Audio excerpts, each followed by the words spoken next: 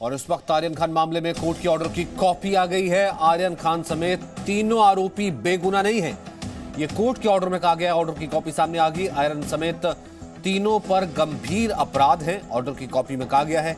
यानी कि जिस ऑर्डर में बेल की रिजेक्शन हुई है, बेल को रिजेक्ट किया गया है, उसमें कहा गया है कि आर्यन खान और ये तीन आरोपी यानी आर्यन खान समेत तीनों आरोपी जमानत देने लायक नहीं है। तो स्पेशल एनडीपीएस कोर्ट के ऑर्डर की ये कॉपी आ गई है। यानी कि जो नारकोटिक्स कंट्रोल ब्यूरो एनसीबी की जो पूरी दलील थी उसको कहीं ना कहीं सही माना होगा। और उस सही मानने के बाद, क्योंकि एनसीबी लगातार विरोध कर रही थी जमानत नहीं दी जानी चाहिए और जमानत नहीं दी गई है, और डिटेल्ड ऑर्डर की कॉपी के और क्या पॉइंट्स है वो हम आपको विस्तार से बताएंगे। लेकिन फिलहाल इसका सबसे अहम बिंदु यही है कि कोर्ट ने माना है कि आर्यन समेत तीनों पर गंभीर अपराध हैं और ये बेल देने लायक नहीं है।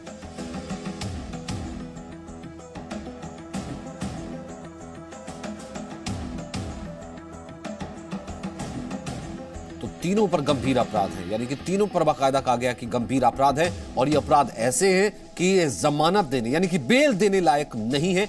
आर्यन का ड्रग्स रैकेट से संबंध है। ये एक और बड़ी बात, ये एक और अहम बड़ी खबर इसमें सामने आई है। इस ऑर्डर की कॉपी में बाकायदा लिखा है कि आर्यन का की बाकायदा संबंध है,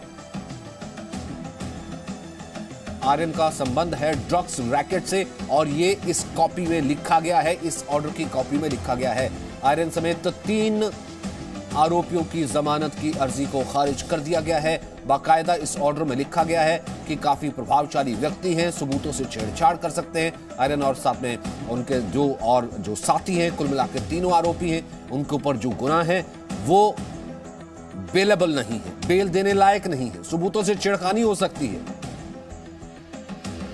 आर्यन प्रभावशाली व्यक्ति हैं, सबूतों से छेड़खानी कर सकते हैं।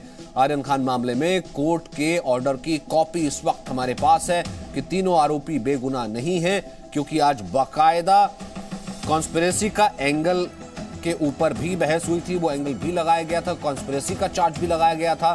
तो कहीं ना कहीं फिलहाल बेल ना देने में उस एंगल को भी कंसीडर किया गया है कि सबूतों से छेड़खानी हो सकती है और किसी रैकेट का पार्ट हो सकते हैं। जिस तरीके से ये पूरी चैट सामने आई थी या जिस चैट का हवाला भी दिया जा रहा था। अंकुर इस वक्त हमारे साथ मौजूद है। अंकुर, और क्या डिटेल इस ऑर्डर में कही गई है?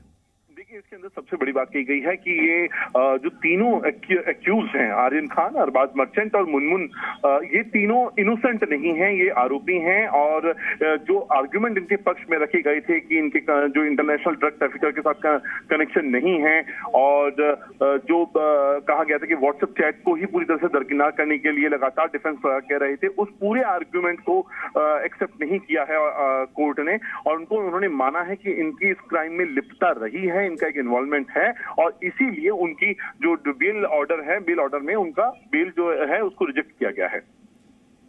और फिलहाल ये कहा गया है कि प्रभावशाली व्यक्ति हैं, सबूतों को डिस्टर्ब कर सकते हैं, और इस कारण से फिलहाल ये बेलेबल नहीं है, बेल देने लायक नहीं है। देखिए, ये इसलिए कहा था क्योंकि खुद जो एडिशनल सॉलिसिटर जनरल जो थे अनिल सिंह, उन्होंने ये पक्ष रखा था। उन्होंने साफ तौर पे कहा था कि ये एक प्रभावशाली परिवार से आते हैं, अगर इनको बेल दी जाती है, क्योंकि इन्वेस्टिगेशन है वो बहुत ही प्रिलिमिनरी स्टेज पर है, अगर ये बाहर आते हैं तो इन्वेस्टिगेशन प्रभावित हो सकती है। और इस पॉइंट को कहीं ना कहीं एक्सेप्ट किया है सेशंस कोर्ट ने, और इसीलिए इसको भी एक वजह बनाया गया है। और इसमें क्या कुछ अहम पॉइंट्स अगर आप शेयर करना चाहें, क्योंकि पहले कहा जा रहा था डिटेल ऑर्डर की कॉपी आती है और उसके बाद ही ये तय होगा कि आगे के स्टेप्स क्या होंगे। हालांकि हाईकोर्ट पहले मूव कर चुके हैं और बाकी वकील। देखिए, इसमें कई सारे पॉइंट्स हैं जहां तक उन्होंने रेफरेंस दिया था कि 29A माफ कीजिएगा 29 इस पूरे मामले में एप्लीकेबल क्यों नहीं होती है। ऐसा डिफेंस लॉयर जो थी अमित देसाई, उन्होंने अपनी तरफ से कहा था। उन्होंने कई सारे केसेस का भी हवाला यहाँ पे रेफरेंस दिया था। उन्होंने कहा था कि कॉन्स्पिरेसी नहीं है, और उन्होंने अपने पॉइंट को उस वक्त प्रूव करने के लिए कई सारे केसेस को प्रेजेंट किया था। उसमें उन्होंने जो है जो कोर्ट में ये वाली बात मानी है कि 29A यानी जो कॉन्स्पिरेसी है इस पूरे मामले में उनको दिखाई दे रही है। कोर्ट को ऐसा लगता है कि इस मामले में कॉन्स्पिरेसी है, ये मामला सिर्फ और सिर्फ कंजम्पशन का नहीं है। और इसका एक बहुत बड़ा उन्होंने इसको एक पॉइंट माना है, उसको एक्सेप्ट किया है। और फिलहाल आगे का जब आप वकीलों से बात कर रहे थे आर्यन और जो बाकी 2 आरोपी हैं उनके वकीलों से, हाई कोर्ट का फिलहाल रुख कर लिया गया है। अगर इमीडिएटली सुनवाई के लिए भी जाते हैं तो भी क्या प्रोसीजर होगा?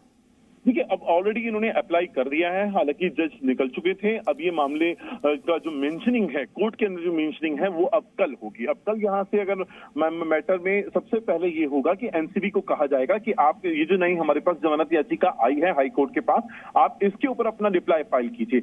यहाँ से एनसीबी ठीक चूंकि जिस तरह का अभी तक रुक रहा है, यही जो एनसीबी के सोर्सेज हैं वो कंफर्म कर रहे हैं कि वो इनकी जमानत याचिका जो हाई कोर्ट में जाएगी उसका विरोध करेंगे और उससे जुड़े हुए जो पॉइंट्स हैं, जो लगभग यही पॉइंट्स हैं जो हमने सेशंस कोर्ट में देखे हैं, वो वहां पर रखेंगे।